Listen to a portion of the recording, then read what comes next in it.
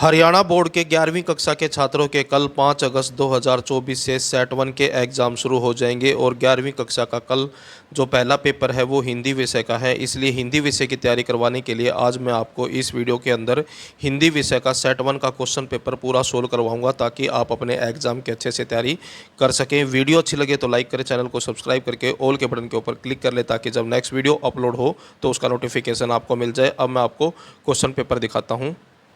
जैसा कि आप देख सकते हैं, स्टूडेंट असेसमेंट सेट 1 का क्वेश्चन पेपर है। अगस्त 2024 के एग्ज़ाम के लिए है, 11वीं कक्षा का है, हिंदी विषय का है। 1 घंटे का टाइम मिलेगा आपको क्वेश्चन पेपर को सोल्व करने के लिए और 40 नंबर का आपका क्वेश्चन पेपर आएगा। यहाँ से आपके क्वेश्चन स्टार्ट होते हैं। 2 पार्ट आएंगे, खंड ए और ब। पहले पार्ट के अंदर जो है सभी MCQ वाले क्वेश्चन आएंगे और दूसरा पार्ट है उसके अंदर सभी क्वेश्चन ऐसे आएंगे जिनके आंसर आपको लिखने हैं। तो पहला क्वेश्चन देखें। पहला क्वेश्चन है, निम्नलिखित गद्यांश को पढ़कर इस पर आधारित प्रश्नों के उत्तर दीजिए। ये अनसीन पैसेज है, इसको पढ़ना है, समझना है और इसके नीचे जो क्वेश्चन है उन क्वेश्चनों के आंसर देने हैं।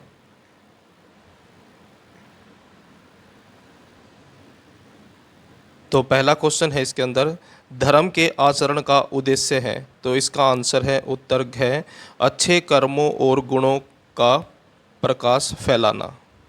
तो यहाँ पर ये बताया गया है कि धर्म का जो उद्देश्य है अच्छे कर्मों को और गुणों का जो प्रकाश है उसको सारे संसार में फैलाना होता है। उसके बाद दूसरा क्वेश्चन है, कठोर सत्य किसे कहा गया है। तो इसका आंसर है ऑप्शन क, शरीर की नश्वरता, यानी कि जो हमारा शरीर है वो नश्वर है, यानी कि समाप्त, एक दिन समाप्त हो जाएगा। उसके बाद तीसरा क्वेश्चन है, हमारा जीवन सदा प्रेरणा बन सकता है यदि हम। तो इसका आंसर है ऑप्शन ख, निस्वार्थ भाव से परोपकार करें, यानी कि बिना किसी स्वार्थ के परोपकार यानी कि भलाई का कार्य करते रहें। उसके बाद चौथा क्वेश्चन है, निर्बल भावनाओं पर विजय पाने के लिए क्या किए जाने की आवश्यकता बताई गई है। तो इसका आंसर है ऑप्शन ख, अच्छे कर्मों से नाम अमर कर लेना, यानी कि अच्छे कर्मों से आप अपने नाम को अमर कर सकते हैं। यानी कि जो व्यक्ति अच्छे कर्म करता है उसके कर्मों की वजह से उसका नाम हमेशा संसार के अंदर अमर हो जाता है, यानी कि उसका नाम हमेशा याद किया जाता है। तो उसके बाद अगला क्वेश्चन है, ऐसे परोपकारी लोग सदा पूछे जाते रहेंगे जो। तो इसका आंसर है ऑप्शन ख, सेवक प्रवृत्ति अपनाकर परहित करते रहेंगे, यानी कि सेवा की प्रवृत्ति अपनाकर दूसरों की सेवा करते रहेंगे। परहित का मतलब है दूसरों की सेवा करना और सेवक प्रवृत्ति का मतलब होता है ऐसी प्रवृत्ति अपनाना जिसमें दूसरों की सेवा की जाए। उसके बाद अगला क्वेश्चन आएगा, निम्नलिखित पद्यांश को पढ़कर इस पर आधारित प्रश्नों के उत्तर दीजिए। अनसीन स्टेंजा आएगा, पोएम से ये पंक्तियाँ हैं और इसके नीचे भी जो है इसको पढ़ना है, समझना है और इसके नीचे भी जो है क्वेश्चन आएंगे। तो पहला क्वेश्चन है इसके अंदर, किस शब्द में उपसर्ग और प्रत्यय दोनों हैं। तो इन शब्दों में से ये बताना था कि कौन सा शब्द ऐसा है जिसके अंदर उपसर्ग भी पाया जाता है और प्रत्यय भी। तो इसका आंसर है ऑप्शन क, असफलता। उसके बाद अगला क्वेश्चन है, कविता में पराजय को विजय में परिवर्तित करने का क्या सूत्र बताया गया है। यानी कि कविता के अंदर हार को जीत में बदलने का क्या सूत्र बताया गया है। तो इसका आंसर है ऑप्शन ख, जब तक सफल न हो जाए तब तक चैन से न बैठना, यानी कि जब तक आप सफल नहीं हो जाते तब तक चैन से ना बैठें, यानी कि लगातार निरंतर प्रयास करते रहें। उसके बाद तीसरा क्वेश्चन है, कवि के अनुसार किन व्यक्तियों की पराजय नहीं होती। तो इसका आंसर है ऑप्शन क, जो संघर्ष करते रहते हैं, यानी कि ऐसे व्यक्ति जो लगातार संघर्ष मेहनत करते रहते हैं ऐसे व्यक्तियों की कभी हार नहीं होती। उसके बाद अगला क्वेश्चन है, असफलता को अपनी हार नहीं मान लेनी चाहिए, यानी कि जो असफलता है उसको अपनी हार ना माने बल्कि पुनः प्रयास करना चाहिए, यानी कि दोबारा प्रयास करना चाहिए। काव्यांश के आधार पर यह कथन जो है पूर्णतः सत्य है, यानी कि ये बात जो है पूरी तरह से सच है। उसके बाद अगला क्वेश्चन है, जब व्यक्ति असफल हो जाए तो क्या नहीं करना चाहिए। तो आंसर है इसका घ, दूसरों की निंदा, यानी कि दूसरों की बुराई नहीं करनी चाहिए। तो उसके बाद तीसरा क्वेश्चन है, पद्य खंड पर आधारित निम्नलिखित बहुविकल्पीय प्रश्नों के उत्तर दीजिए, यानी कि किताब से क्वेश्चन आएंगे एक एक नंबर वाले। पहला क्वेश्चन है, कबीर को वाणी का डिक्टेटर किसने कहा है। तो ये कहा है हजारी प्रसाद द्विवेदी ने, यानी कि हजारी प्रसाद द्विवेदी ने कबीर को वाणी का डिक्टेटर कहा है।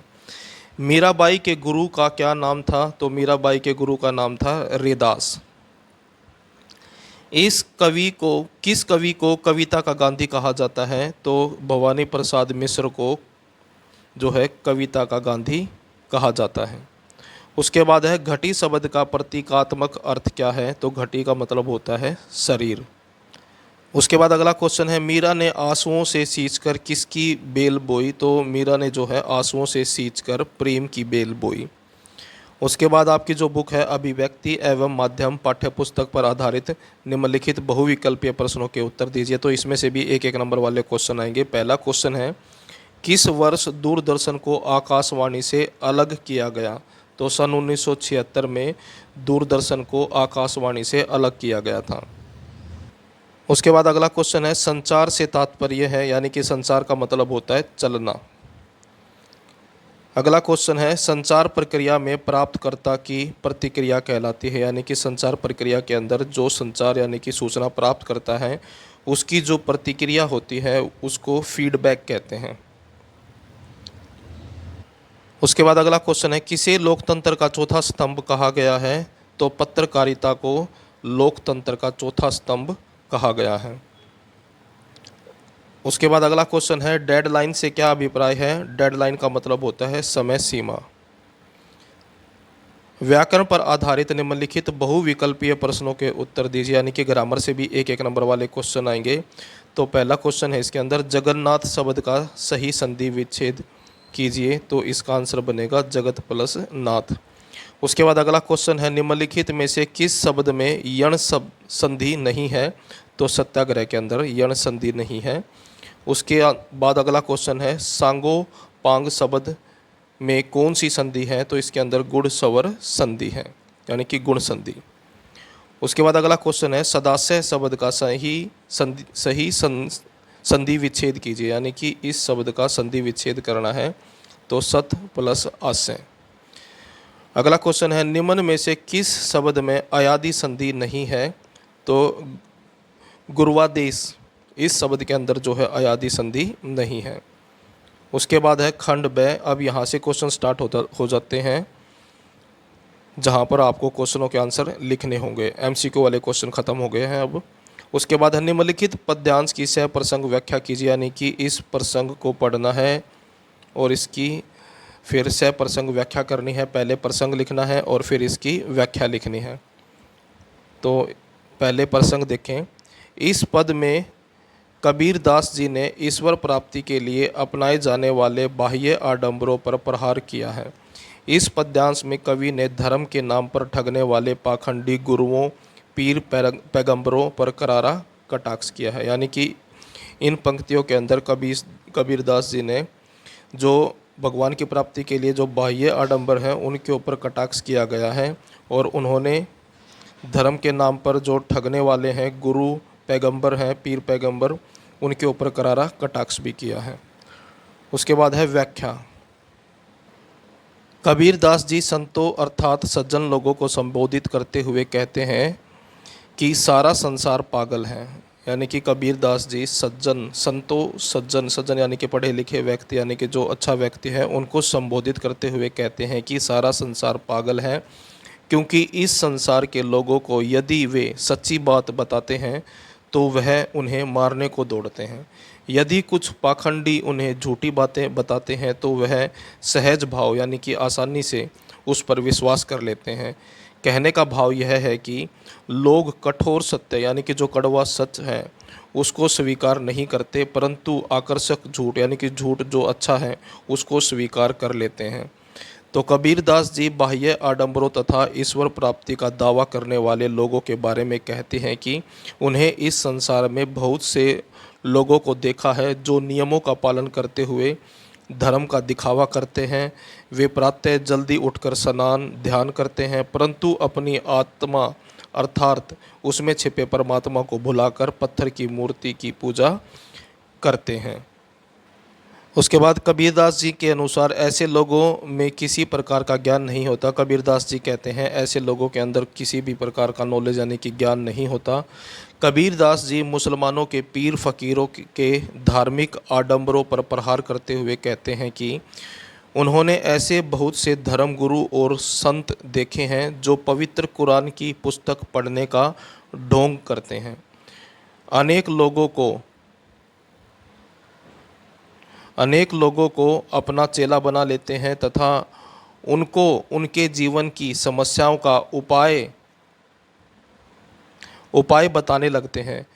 उनमें जो ज्ञान होता है उसके प्रदर्शन के लिए यह लोग आसन बिछाकर समाधि की अवस्था में बैठ जाते हैं तथा बहुत अधिक ज्ञानी होने का दिखावा करते हैं, यानी कि इस तरह से दिखाते हैं कि वो बहुत ज्ञानी हैं। इस रूप पर ऐसे धर्म गुरुओं को बड़ा गर्व होता है और जो धर्म गुरु होते हैं इस रूप के ऊपर वो बहुत गर्व भी करते हैं, परंतु ऐसे धर्म गुरु लोगों को केवल ठगते ही हैं, यानी कि ठगने का काम करते हैं, उनका ईश्वर से मिलन नहीं करवा पाते हैं। तो यहाँ पर जो है व्याख्या के अंदर ये बताया गया है कि कबीरदास जी कहते हैं कि संसार के लोग पागल हैं, वो सच्ची बातों से दूर भागते हैं, अगर उनको सच्ची बात बोली जाए तो उसके ऊपर विश्वास नहीं करते, लेकिन जो झूठी बातें हैं उन पर आसानी से विश्वास कर लेते हैं। और उसके अलावा ये कहते हैं कि उन्होंने बहुत से ऐसे लोगों को देखा है जो ईश्वर प्राप्ति के लिए यानी कि भगवान की प्राप्ति के लिए बाहरी आडंबरों का दिखावा करते हैं, लेकिन उनको किसी भी तरह की नॉलेज नहीं होती। इसी तरह से पीर फ़कीर यानी कि मुसलमानों के बारे में भी कहते हैं कि उन्होंने ऐसे बहुत से धर्मगुरु और संतों को भी देखा है जो पवित्र कुरान को पढ़कर अपने आप को बहुत पढ़ा लिखा यानी कि ज्ञानी मानने लगते हैं और दूसरों को उनकी समस्याओं का उपाय बताने लगते हैं, परंतु उनके पास जो है किसी भी तरह की जो ज्ञान है नहीं होता। वो लोगों को जो है भगवान से उनका मिलन नहीं करवा पाते हैं। उसके बाद चॉइस में भी एक क्वेश्चन आएगा, क्वेश्चन नंबर 6 में से और 7 में से कोई एक आपको करना होगा। तो क्वेश्चन नंबर 7 देखें, काव्य खंड पर आधारित निम्नलिखित प्रश्नों के उत्तर दीजिए, दिए गए अंकों के अनुसार उपयुक्त शब्दों में दीजिए। तो जो पहला क्वेश्चन 3 नंबर का है, दूसरा क्वेश्चन 2 नंबर का है, तो उसके अनुसार ही नंबरों के अनुसार ही आंसर लिखने हैं। तो कबीर की दृष्टि में ईश्वर एक है, इसके समर्थन में उन्होंने क्या तर्क दिए हैं। तो आंसर देखें, कबीरदास का कहना है कि ईश्वर एक ही है, उसी का स्वरूप सभी जीवों में विद्यमान है। यानी कि कबीरदास जी का कहना है कि ईश्वर एक है और उसी ईश्वर का जो स्वरूप है सभी जीवों के अंदर विद्यमान है, यानी कि पाया जाता है। वह ईश्वर ज्योति स्वरूप है, यानी कि ईश्वर जो है ज्योति स्वरूप है तथा इसका कोई रूप और आकार नहीं होता। यानी कि उन्होंने कहा है कि भगवान का कोई भी रूप और आकार नहीं होता है। इसके समर्थन में कबीर कहते हैं कि, और इस बात का समर्थन करते हुए कबीर कहते हैं कि सभी मनुष्य जीवों के शरीर का निर्माण एक ही वायु, एक ही जल आदि पंच तत्वों अग्नि, भूमि, जल, वायु और आकाश से हुआ। यानी कि सभी जीवों का और सभी मनुष्य का निर्माण जो है एक ही वायु से हुआ है, एक ही जल से हुआ है, यानी कि जो पंच तत्व हैं उन्हीं से ही जो है मनुष्य का और जीवों के शरीर का निर्माण हुआ है। सभी जीवों में एक ही आत्मा का अंश है, यानी कि सभी जीवों के अंदर एक ही आत्मा का अंश है, जिसे हम आत्मा कहते हैं। जिस प्रकार एक कुम्हार एक ही प्रकार की मिट्टी से अलग अलग तरह के बर्तन बनाता है, और यहाँ पर उदाहरण देते हुए ये बताया गया है कि जिस तरह से एक ही मिट्टी के द्वारा कुम्हार के द्वारा अलग अलग बर्तन बनाए जाते हैं, उसी तरह परमात्मा ने भी सभी जीवों को पंच तत्वों से बनाया है। उसके बाद अगला क्वेश्चन है, मीरा कृष्ण की उपासना किस रूप में करती है, वह रूप कैसा है। आंसर देखें, मीरा कृष्ण की उपासना पति के रूप में करती है। यानी कि मीरा जो है भगवान श्री कृष्ण को अपना पति मानती है, वह उन्हें अपना स्वामी तथा स्वयं को उनकी दासी मानती है। यानी कि मीरा जो है श्री कृष्ण को अपना स्वामी और अपने आप को उनका दासी मानती है। उनके पति के सिर पर मोर के पंखों का मुकुट लगा हुआ है। उन्होंने अपने स्वामी की भक्ति के लिए अपने कुल की मर्यादा का भी त्याग कर दिया है। उसके बाद अगला क्वेश्चन है क्वेश्चन नंबर 8, निम्नलिखित गद्यांश को पढ़कर पूछे गए प्रश्नों के उत्तर दीजिए। आपकी जो किताब है उस किताब से भी एक सीन पैसेज आएगा, इसको पढ़ना है और जिस तरह से इंग्लिश में आता है किताब से एक पैसेज, बिल्कुल उसी तरह से हिंदी में भी आएगा। पढ़ना है और उसके नीचे जो क्वेश्चन हैं उनके आंसर देने हैं। तो पहले तो आपको पैसेज को पढ़कर ये याद रखना है कि उस हर एक 3 पाठ आएंगे, तीनों पाठों के जो लेखक हैं उनके नाम आपको याद रखने हैं और पाठों के नाम। तो इस पाठ का जो लेखक है वो है प्रेमचंद और पाठ का नाम है नमक का दरोगा। तो यही चीज़ इसमें पूछी गई थी, पाठ का नाम और लेखक का नाम। उसके बाद दूसरा क्वेश्चन है, महीने में मिलने वाले वेतन की तुलना किससे की गई है, यानी कि महीने के अंदर जो अंत में जो वेतन यानी कि तनख्वाह मिलती है उसकी तुलना किससे की गई है। तो आंसर है पूर्णमासी के चांद से, जो हर दिन धीरे धीरे घटता जाता है। यानी कि जिस तरह से वेतन जो है हर एक दिन घटता जाता है, तो उसी तरह से वेतन की तुलना पूर्णमासी के चांद से की गई है, जो हर एक दिन धीरे धीरे घटता रहता है। ऊपरी आय को किसके समान बताया गया है, बहते हुए स्रोत के समान। यानी कि जो ऊपर की आय तनख्वाह से अलावा जो घूस है उसको जो है ऊपर की आय बताया गया है, तो उसको किसके समान बताया गया है, उसकी तुलना किससे की गई है। तो यहाँ पर है बहते हुए स्रोत के समान। गद्यांश में वक्ता श्रोता कौन है, आंसर देखें। यहाँ वक्ता तो बूढ़े मुंशी जी हैं, यानी कि वक्ता जो है वो बूढ़े मुंशी जी हैं, और जो श्रोता है यानी कि सुनने वाला है वो है बेटा वंशीधर। उसके बाद अगला क्वेश्चन है, गद्यांश के अनुसार किस में बरकत होती है। तो आंसर है ऊपरी आमदनी में, यानी कि तनख्वाह के अलावा जो ऊपर की जो आमदनी यानी कि जो घूस है उसको बताया गया है कि उससे बरकत होने की बात की गई है। उसके बाद इसमें भी चॉइस में क्वेश्चन आएगा, क्वेश्चन नंबर 8 और 9 में से एक क्वेश्चन आपको करना है। तो क्वेश्चन नंबर 9 है, गद्य खंड पर आधारित निम्नलिखित प्रश्नों के उत्तर दीजिए। यानी कि पाठ में से क्वेश्चन आएंगे।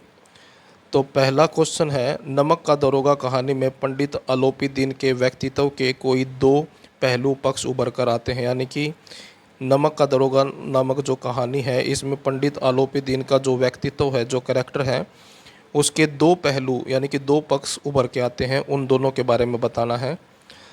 आंसर देखें, नमक का दरोगा कहानी में पंडित आलोपीदीन के व्यक्तित्व के निम्नलिखित 2 पहलू हैं, यानी कि 2 पक्ष हैं उभर कर आते हैं। पहला है वो भ्रष्ट व्यापारी था। पंडित आलोपीदीन के व्यक्तित्व का प्रथम पहलू हमें उसके एक भ्रष्ट व्यापारी होने के रूप में देखने को मिलता है। यानी कि पंडित आलोपीदीन जो था एक भ्रष्ट व्यापारी था। पंडित आलोपीदीन एक भ्रष्ट व्यापारी है जो नमक की कालाबाजारी करता है, यानी कि नमक की कालाबाजारी करता था।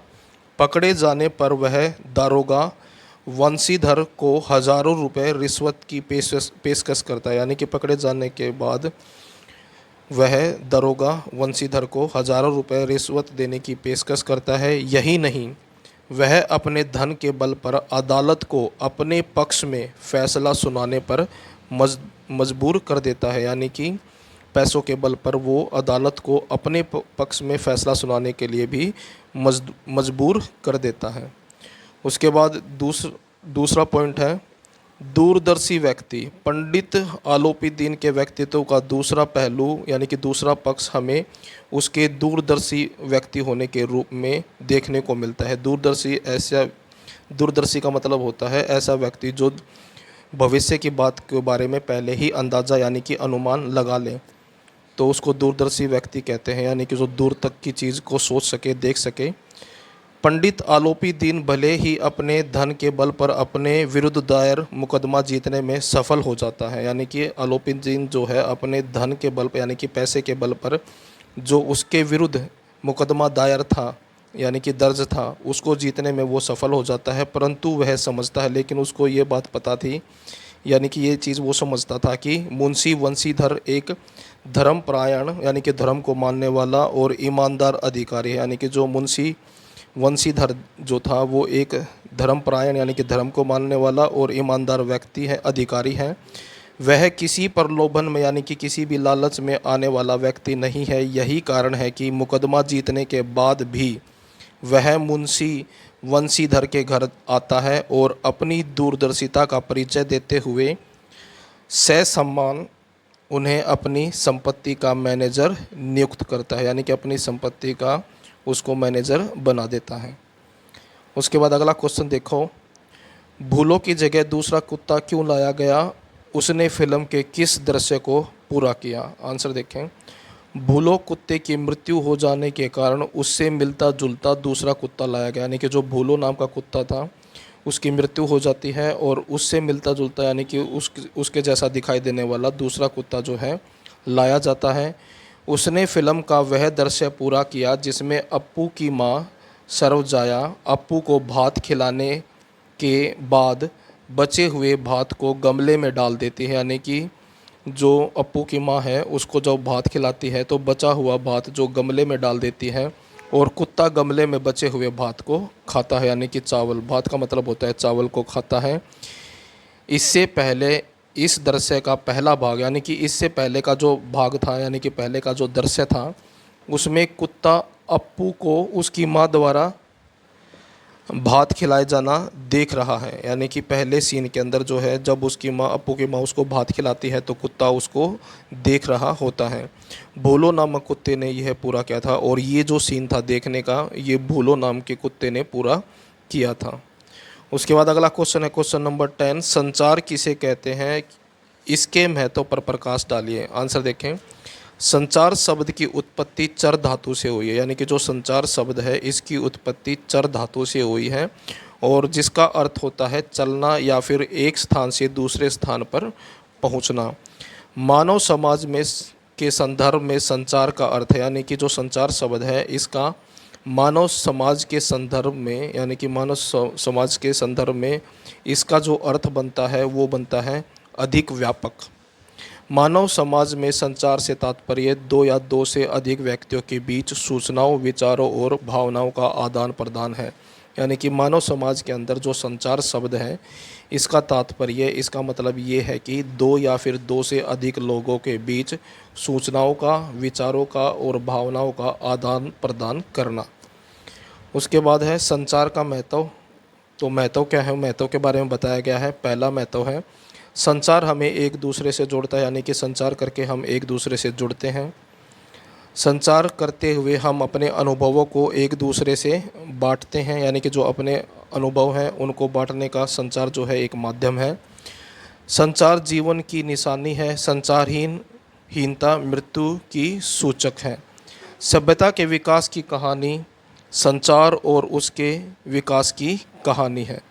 संचार के बिना समाज के विभिन्न क्रियाकलापों में हिस्सा लेना संभव नहीं है, यानी कि बिना संचार किए समाज के जो क्रियाकलाप है यानी कि जो फंक्शन वगैरह है, जो भी मीटिंग्स है उसमें हिस्सा लेना संभव नहीं है, क्योंकि जब आप लोगों से जुड़े रहेंगे तभी आपको जो लेटेस्ट जानकारियां हैं उनके बारे में जानकारी मिलती रहेगी। उसके बाद है आज मनुष्य ने संचार के अनेक माध्यम विकसित किए हैं, यानी कि आज मनुष्य ने संचार करने के लिए यानी कि एक दूसरे के साथ जुड़ने के लिए बहुत सारे माध्यम विकसित कर लिए हैं, जिससे सारा संसार ही एक गांव के रूप में तब्दील हो गया, यानी कि पूरा जो संसार है वो एक ही गांव के रूप में बदल गया है। और इसके भी चॉइस में क्वेश्चन आएगा। क्वेश्चन नंबर 11 है जनसंचार किसे कहते हैं, इसकी विशेषताएं बताइए। आंसर देखें, जनसंचार जब हम व्यक्तियों के समूह के साथ प्रत्यक्ष संवाद की बजाय किसी तकनीकी या यांत्रिक माध्यम के जरिए समाज के एक विशाल वर्ग से संवाद कायम करने की कोशिश करते हैं तो इसे जनसंचार कहते हैं।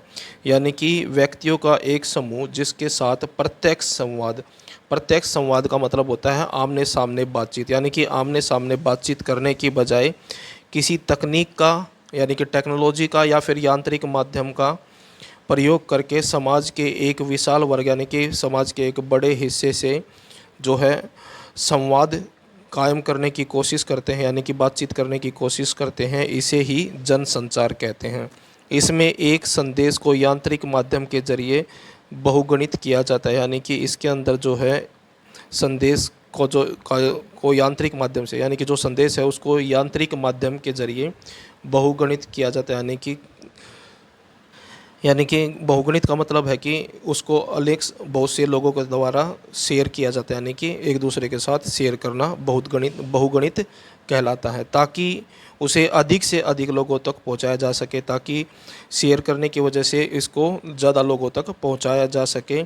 आज जनसंचार के अनेक साधन हैं, यानी कि जनसंचार करने के आज के समय पर बहुत सारे साधन हैं, जैसे समाचार पत्र हैं, रेडियो है, टेलीविज़न है, सिनेमा है, इंटरनेट है आदि हमारे पास उपलब्ध है, यानी कि इन सभी के द्वारा हम जनसंचार कर सकते हैं।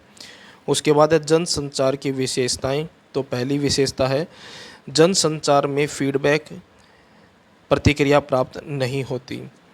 जनसंचार माध्यमों के जरिए प्रकाशित या प्रसारित संदेशों की प्रवृत्ति सार्वजनिक होती है। इसके बाद तीसरा पॉइंट है, इसमें संचारक और प्राप्तकर्ता यानी कि संचार करने वाला और जिसको मैसेज मिलता है प्राप्तकर्ता के बीच कोई सीधा संबंध नहीं होता। जनसंचार के लिए एक औपचारिक संगठन की आवश्यकता पड़ती है और जनसंचार माध्यम अनेक व्यक्तियों के सहयोग से संचार करते हैं। उसके बाद अगला क्वेश्चन है, पत्रकारिता किसे कहते हैं? आंसर देखें, अपने आसपास की चीज़ों, घटनाओं और लोगों के बारे में ताज़ा जानकारी रखना मनुष्य का सहज स्वभाव है। यानी कि मनुष्य जो है अपने आसपास की होने वाली घटनाओं के बारे में जानकारी रखना पसंद करता है। तो ये मनुष्य का जो है एक आम स्वभाव है। उसमें जिज्ञासा का भाव होता है, यानी कि हर एक व्यक्ति के अंदर जिज्ञासा होती है। इसी जिज्ञासा के समन यानी कि इसी जिज्ञासा को शांत करने के लिए जो कोशिश है, उस कोशिश की वजह से ही पत्रकारिता का विकास हुआ है। पत्रकारिता का संबंध सूचनाओं को संकलित करने का मतलब है सूचनाओं को इकट्ठा करना और संपादित करना, उनको छापना कर आम पाठकों तक पहुंचाने से है और फिर उसको आम लोगों तक यानी कि जो पाठक है उन तक पहुंचाना है। उसके बाद अगला क्वेश्चन है क्वेश्चन नंबर 12, गद्य खंड पर आधारित निम्नलिखित प्रश्नों के उत्तर दिए गए अंकों के अनुसार लिखें। तो पहला क्वेश्चन है, लता मंगेशकर के गायन की दो विशेषताओं का उल्लेख कीजिए। यानी कि जो लता मंगेशकर हैं उनके गानों की जो दो विशेषताएं हैं उसके बारे में बताना है। पहला है, उनके गायन में गानपन सर्वत्र मौजूद है, यानी कि जो गानपन है वो हमेशा मौजूद रहता है और उसमें स्वरों की निर्मलता, यानी कि उनके जो स्वर हैं उनमें निर्मलता, कोमलता और मुग्धता आदि देखने को बनती है।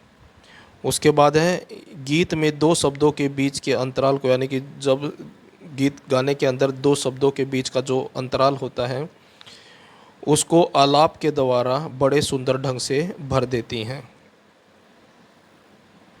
उसके बाद अगला क्वेश्चन है, चेजारों के साथ गांव समाज के व्यवहार में पहले की तुलना में आज क्या फ़र्क आया है? पाठ के आधार पर बताइए। आंसर देखें, पहले कुई का निर्माण पूरा करने के बाद चेजारों को अनेक वस्तु भेंट में दी जाती थी। यानी कि जो चेजार हैं ये कुई बनाने का कार्य करते हैं। तो पहले जब ये कुई बनाते थे तो इनको बहुत सारी वस्तुएं भेंट के रूप में दी जाती थी, यानी कि उपहार के रूप में इनको बहुत सारी चीज़ें दी जाती थी। तीज त्यौहार तथा विवाह के अवसर पर उसे नेग मिलती थी, यानी कि नेग देते थे उसको, तथा फसल पकने पर खलिहान में उसके नाम से अनाज का एक ढेर अलग से लगाया जाता था। लेकिन अब चेजारों को काम पूरा होने पर मजदूरी देकर भेज दिया जाता है। उसके बाद है व्याकरण के क्वेश्चन, ग्रामर से क्वेश्चन आएंगे। स्वर संधि किसे कहते हैं? उदाहरण सहित स्पष्ट करो। आंसर देखें, संधि शब्द का अर्थ है विकार या परिवर्तन। दो वर्णों के निकट आने पर, यानी कि दो वर्णों के निकट आने पर उनमें जो परिवर्तन होता है उसे संधि कहते हैं। यह वास्तव में शब्द निर्माण यानी कि नया शब्द बनाने की प्रक्रिया है, यानी कि इस प्रक्रिया के द्वारा जो है एक नया शब्द बनाया जाता है। उदाहरण के लिए दो शब्दों के मिलने से नया शब्द बना है। विद्या प्लस आल्य से मिलकर विद्यालय बना है और नर प्लस ईश से मिलकर नरेश बना है। उसके बाद नैतिक शिक्षा से क्वेश्चन आएंगे और नैतिक शिक्षा की जो नई किताब हरियाणा बोर्ड के द्वारा इस साल लगवाई गई है उस किताब के 7 से 8 पाठों के क्वेश्चन आंसर मैं अपने चैनल पर अपलोड कर चुका हूं। आपके पहले 3 पाठों के क्वेश्चन आंसर जो हैं पेपर में आएंगे सेट 1 के, तो तीनों पाठों के क्वेश्चन आंसर जो है आप चैनल पर जाकर देख सकते हैं। उसके बाद नैतिक शिक्षा का पहला क्वेश्चन है, गीता में मनुष्य के संबंध में क्या कहा गया है? तो आंसर देखें, गीता में मनुष्य के संबंध में यह कहा गया है कि वह यानी कि मनुष्य स्वयं ही अपना मित्र है और स्वयं ही अपना शत्रु भी है। यानी कि गीता के अंदर मनुष्य के बारे में यह बात बोली गई है कि जो मनुष्य है वह स्वयं ही यानी कि खुद ही अपना मित्र है और स्वयं ही खुद ही अपना शत्रु भी है। कहने का तात्पर्य यह है यानी कि कहने का मतलब ये है कि यदि मनुष्य अच्छे लोगों की संगति में रहता है यानी कि मनुष्य अच्छे लोगों के साथ रहता है, सत साहित्य पढ़ता है यानी कि अच्छा साहित्य पढ़ता है यानी कि अच्छे किताबें पढ़ता है, तब अपना ही मित्र है, तब ऐसा व्यक्ति जो है अपना ही मित्र होता है। यदि वह बुरे लोगों की संगति में रहता है, यदि व्यक्ति बुरी संगति में रहता है, अभद्र और व्यर्थ का साहित्य पढ़ता है, पढ़कर अपना ही पतन करने लगता है। यानी कि अगर व्यक्ति बुरी संगति में रहे और जो बुरा साहित्य है, गंदा साहित्य है, अगर उसको पढ़ता है तो वो अपना ही पतन यानी कि अपना ही नुकसान करता है, तब वह व्यक्ति जो है अपना ही शत्रु बन जाता है। उसके बाद अगला क्वेश्चन देखें, अभ्यम अभ्यम किसे कहते हैं? आंसर देखें, मन की वह अवस्था जहाँ किसी भी प्रकार का भय न हो उसे अभ्यम कहते हैं। यानी कि जिस व्यक्ति के मन में से भय खत्म हो जाए, डर खत्म हो जाए, ऐसे व्यक्ति को जो है अभ्यम कहते हैं। अर्थात ज्ञान के बल पर, यानी कि एक व्यक्ति को इतनी नॉलेज हो जाए, इतना ज्ञान हो जाए कि उसके मन में किसी भी वस्तु का, किसी भी चीज़ का कोई भी उससे संबंधित कोई भी आशंका या कोई डर ना बचे, तो उसको जो है अभय कहलाता है। तो वह व्यक्ति जो है अभय कहलाता है। यानी कि यहाँ पर ये बताया गया है कि ज्ञान यानी कि नॉलेज के बल पर व्यक्ति जो है जब सभी चीज़ों की उसको नॉलेज हो जाती है तो उसमें किसी भी उसके मन में किसी भी प्रकार का जो आशंका है, जो है भय, वो नहीं बचता। तो ऐसा ही व्यक्ति जो है अभय कहलाता है। तो ये था आपका हिंदी विषय का 11वीं कक्षा का सेट 1 का क्वेश्चन पेपर का सॉल्यूशन। वीडियो अच्छी लगे तो लाइक करें, चैनल को सब्सक्राइब करके ऑल के बटन के ऊपर क्लिक कर ले ताकि जब नेक्स्ट वीडियो अपलोड हो तो उसका नोटिफिकेशन आपको मिल जाए।